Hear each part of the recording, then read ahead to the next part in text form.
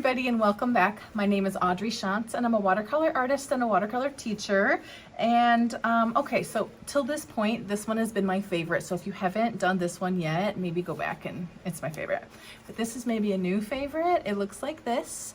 It's just these really simple watercolor flowers. You can see this one has the outline. And I love them because they're a great way to practice the wet on wet technique, but they're just kind of beautiful. So let's do it. Okay, here we are. And let's talk about supplies for just a minute. We need a pencil, and if you have a little kneaded eraser, I've got one right here. They're nice. They're actually a nice little fidget too. They're fun. But these don't leave the shavings on your paper, so they're nice to have. This is a size 10 Winsor & Newton round watercolor brush. We like it because it has the tip of the brush and the belly of the brush here, which holds water. So I teach on one brush and we'll learn how to sort of master the use of the one brush, which is awesome. And then any sort of like a felt tip pen if you want. Otherwise you could use any kind of regular black pen is fine if you decide that you even want to do the outline, and that is optional. So, all right, I'm gonna move some of this out of our way and we're gonna get started. So for now, we just need pencil and eraser. And sorry about that. Okay, pencil and eraser, and these are blobs. If you were to think of them as blobs, it's helpful. If you wanted to think of them like a flat egg, we call them flat eggs in our house, but like, you know, if you crack an egg and it sits out there, but the centers are kind of small. But so I'm gonna do one up here. I'm gonna leave maybe at least a pencil width, and then just put a dot right here because I don't want to go higher than that. And I'm going to do this sort of wavy, curvy shape. Now you press lightly on your pencil because then it's easy to erase. I'm pressing a little harder just so you can see it. Now I want this one to be where they're overlapping a little bit. So you can sort of fake draw it right here if you want, and then get a little harder on your pencil. Well, you still press lightly. And then we've got 1 and 2. Let's leave a space between, and I'll make this one a little bit lower. So still just curving it around a little bit so we've got some blobs. If you did mark on your paper right here where they overlap, we'll just erase that. And then they just have these skinny sort of tubes as their stems. I'm going to start with this one, straight down to the bottom of the paper, and then this is called an aura, where we sort of follow that line and try to keep the same distance here as you have here, right? We don't want it to be like skinny and then fat. Well, unless you do. You're really the boss of your artwork. Same thing over here, just trying to make them come out of somewhere near the center. Try for a similar width for the stems. And then this one here, if this was the center, we'll kind of come through here. Now you can curve it if you want. You can curve all of them or you can make them all straight. It's up to you. And once we've got the outer blobs, the stems, now we'll do these little circles in the middle. So these ones you can tell are a little bit bigger. It doesn't matter. I like to make them sort of off center. So this one's a little closer to this side, and see, that's not a perfect circle. That's a blob. We're doing blobs today. Same thing over here, maybe like that. And notice this one is all the way over here. And that's your sketch. So take a second, look at it, observe it for a minute, and see if you like it. If you don't, now's the time to get out that eraser, adjust it before you start with your watercolors. And if you like it, we're gonna start moving on to our watercolors. So, I didn't talk fully about our supplies today. I've got a paint set here, and we need that too. That's funny. This is the one that I've got, and I can link it below. And then we also need to have some water and a towel or a paper towel. This, you can see, has got some paint left on it, and that's totally fine. We're gonna just kind of, I still wanna make our own puddles, and so we'll kind of talk about that. So I did warm colors, and you'll see it for both of them. And the background is blue. So blue and green are our cool colors, so I did warm for the flowers. You do whatever you like, but when we make up our puddles, which we're gonna do next, we're gonna make the light sort of background color. We want that to, we're making up those puddles. The darkest colors we see in here we'll take from our paints. So I'm going to take my brush and I'm going to get it into my water jar. Sorry, mine was used for a class. I think it has some paint in it. There we go. And we're going to find the colors that we want over here. Let's start with the flowers, okay?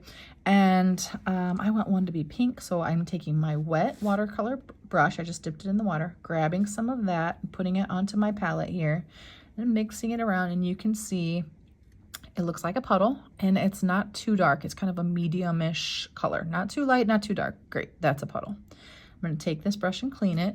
So pressing into the bottom of my water jar, and I want purple. Here's a spot, so I'll get new purple, but put it right there. Swiping my brush around, grabbing some of that paint. I'm gonna come here with it. I might add even a little bit more water because we want these to be puddles. Okay, and cleaning my brush again already. See this one, it's dry. I can actually just rehydrate that by adding water. My brush was wet, I just touched it. And now if I wanted it darker, I can add more paint. So you can always leave your paints to dry, come back and use them again, which is pretty thrifty, which I like. This looks yellowish. So I'm gonna take my brush, dip it in my water, grab some yellow paint. I'm gonna swirl my brush around, swipe it right here, and then go right into the water and back so that this is a puddle. So these are our medium colored puddles that we'll use for our flowers, but we're going to take from our puddles and our paints when it's time to actually paint, which we're about there. Okay, let's do it. I will keep this one here for now.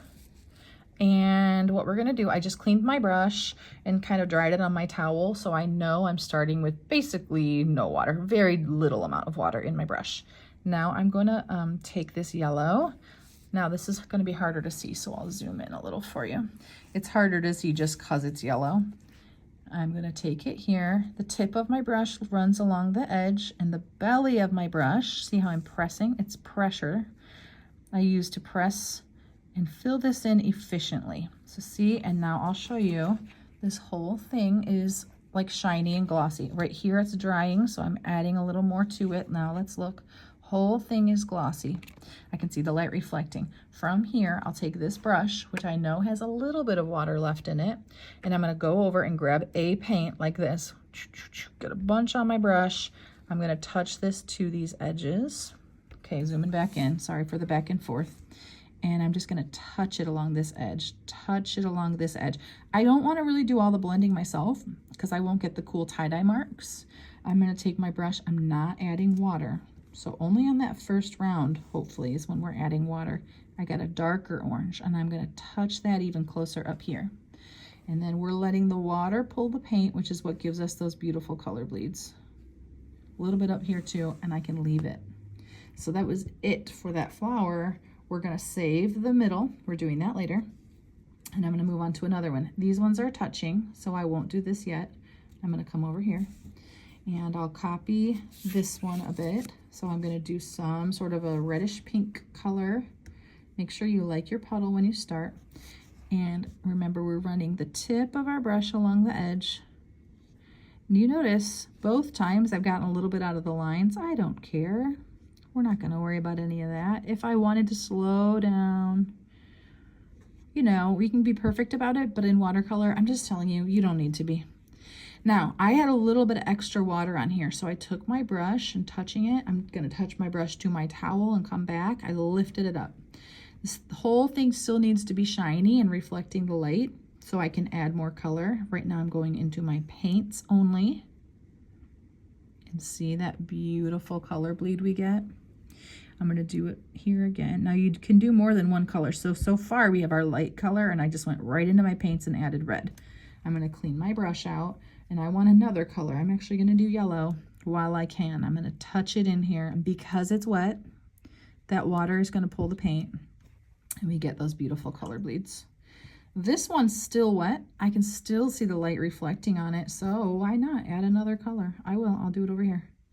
And now I'll see that I've got yellow, orange, and red in here, which is so beautiful.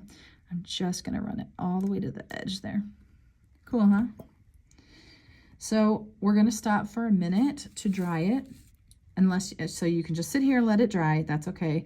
or you can get out a heat gun or hair dryer and dry it. That way we can paint this one next. But if I did it right now, all of these colors would bleed right in. So we're gonna either let it dry or give it a dry, and we'll come right back. This is the craft heat gun that I use, and it works really well. So now we're all dry. And we can move on to the next one. I'm gonna zoom in again a little bit, and now I wanna get some purple. So I'm taking my brush, getting into my purple puddle, and I wanna change it a little bit. So just because we made our puddle doesn't mean you can't adjust it. There we go, it's a little bit more of a blue purple now. And once again, I'm gonna take my brush and fill in this whole outer portion of our blob flower. When you want to get in tight spaces, lift your brush up a little. You want to go light on the pressure and hold your brush more vertical, and you'll get in. So if you had barely any space right here, you'd want to do that.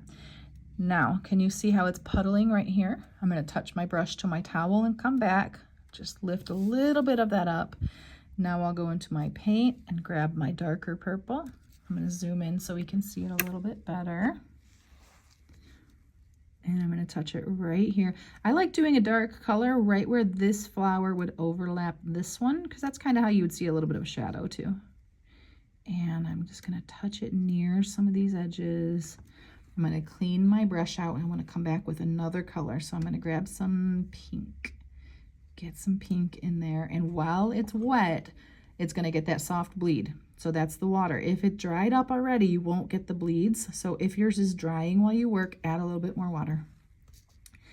Now, this one still needs to dry, but I can start on these stems. So let's get some green paint mixed up. I'm going to dip tip of my brush in my water and grab some kind of a green. And now I need a smaller puddle because it's a really skinny line. So you do see how tiny this puddle is? That's actually all I need. You can make more, but you just don't need it. And remember, we said when you have tight spaces to fit your brush in, you want to hold it, instead of holding it sideways like this, tip it up so that this is very small tip. And we will fill that in. Next one, we're just running this through. So using a brush is about pressure. I'm gonna do this, and I'm gonna let it touch. If this touches this, the colors might bleed. See that? The green went up in there, and that's okay with me. So you got to decide if you like that or not. If you do not want it to bleed, you just need to make sure it's dry in between. But if you're like, actually, that's beautiful, then those are your little decisions to make, right? And now 1, 2, 3, 4 are all wet. So I think I'm going to just dry them again real quick. If you don't have a dryer, you could just move on to painting these insides because you know these are dry, but that's always what we're doing, is looking for, is it dry? And if so, I can paint freely knowing my colors won't bleed. So I'm going to give it a quick dry. This one's already turning out so beautiful. The way that you can tell it's dry enough is if you look at it kind of like this and look to see if you see any light reflecting. And if you don't, you're good to go. So now I'm going to do these little centers. And do you notice here I just took one of the other 3 colors and filled it in? You can do that differently. I mean, they could all be, I'm trying to think. We already have blue, green, red, orange, purple. What am I missing? Red, Roygbv, R-O-Y-G-B-V. We have everything. So just pick, just pick what sounds good. So for this one, I want one that's going to stand out. So I'm actually going to go now into my paints because I just need little bits and I kind of want dark color. So tiniest bit of water plus my purple paint. And I will fill this in. Remember, you don't need much water because this space is really small. That's pretty, and that's a different look than the other things too. I can worry about the details here or not. You just don't have to. So see how there's some white space between? I don't care. I'm going to do the same thing. I cleaned my brush, I dried my brush, and I'm going to take a little tiny puddle of bright, bright yellow because I want to see that big difference. So purple to yellow. One, they're opposites on the color wheel, but also it's just going to give me darkness with that brightness. And then the third one, I could go orange or red. I'm going to go red, bright red. So same technique when we have these little tiny spaces. You need very, very little water. So if you're getting water, on your brush. Don't dip your whole brush in, just do the tip of your brush. And that's how we use this big brush for these tiny spaces. You control your water. Cleaning my brush out again. And now what's cool is we have 3 wet spots, but none of those are touching our background. So we can start on our sky or our background that's blue. And this is kind of a teal color. That's fine with me. I'm gonna make my blue puddle right on top of it. So I'm dipping my brush into the water, getting some blue paint, and I'm gonna just mix it around until I like how it looks right here. I don't want it super dark.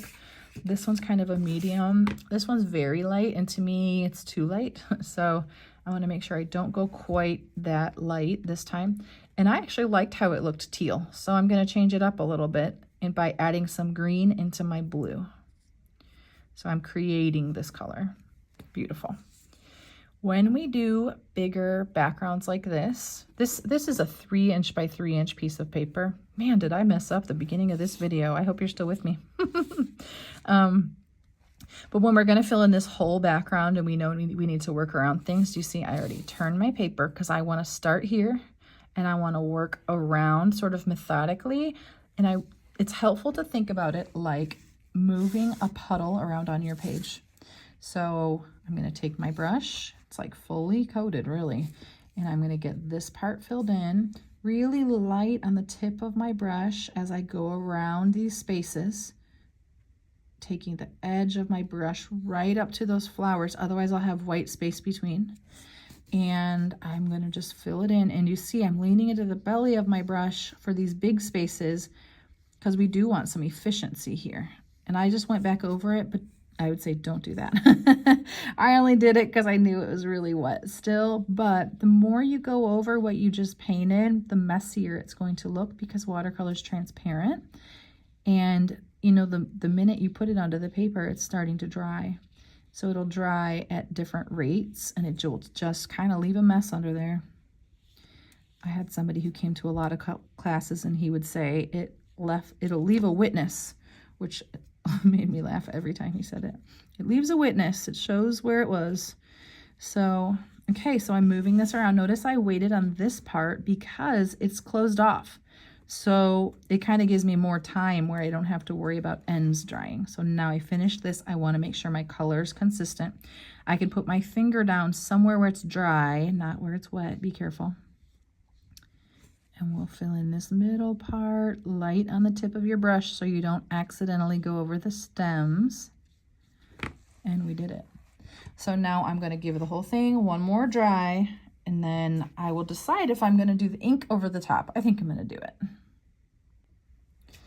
Here it is all dry, and if it curves, see how my paper is bent like this? You just take your paper and you kind of gently roll it backwards so that it sort of straightens it out. And if it's too much, you can always put it under a book later on, but it pretty much gets it decently straight. And now, so if this is totally dry, you don't have to worry about having a pen that's going to bleed or like that isn't water resistant, you know, you can do any pen. I'm just using a felt tip pen right now, although I really like, let me see if I have one here. I really like the Ultra Fine Point Sharpie. I have a storefront shop and I am closing it, and I will have much more time to paint, which will be really fun. But I think I took some stuff home, so can't show you that one, but it's an Ultra Fine Point Sharpie. It's a little bit of a thicker line than this one. So I'm going over my outline now. If you've painted watercolor paint over pencil, it sort of locks your pencil in. Sorry, I can't get this camera to stop wiggling for you. So I try to go over pencil lines if I can see them. But you never have to go right on the edge of your paint. You can always change it up. You can clean up your shapes. Like, let's say one of your stems got a little bit wonky. Like, I can straighten it up like this. And maybe I didn't want it to go here. I'm just going to clean it up by going this way. I just changed it a little bit. So where you don't have much control on that bottom layer with letting the watercolors bleed, you really get control back later when you do this outline over the top, and you can sort of clean things up. Can't see this one that much, but I'm still getting it in there. We're almost done. I love this one. I think it would make the sweetest greeting cards. Okay, and then for signature, you can kind of just go down here, but you can also, on something like this, turn it and run your signature right along the stem. And I'll show you that. Super cute, right? Okay, here you go. I would love to see these when you finish them. If you want to go to my Facebook page, Audrey Shantz Art, same name as here on YouTube. I would love to see your paintings of these. It's so much fun to see what you guys do with these once you start changing it up and getting creative. So thanks for hanging out with me today. See you next time. Oh, and ring the bell. I don't know anything about this, but there's a bell situation. Let's see if I can draw a bell while I say all of this. This will show you my poor skills. I don't know. And then if you ring it, it's going to notify you of my future posts. So please ring that bell. Thank you so much. See you next time.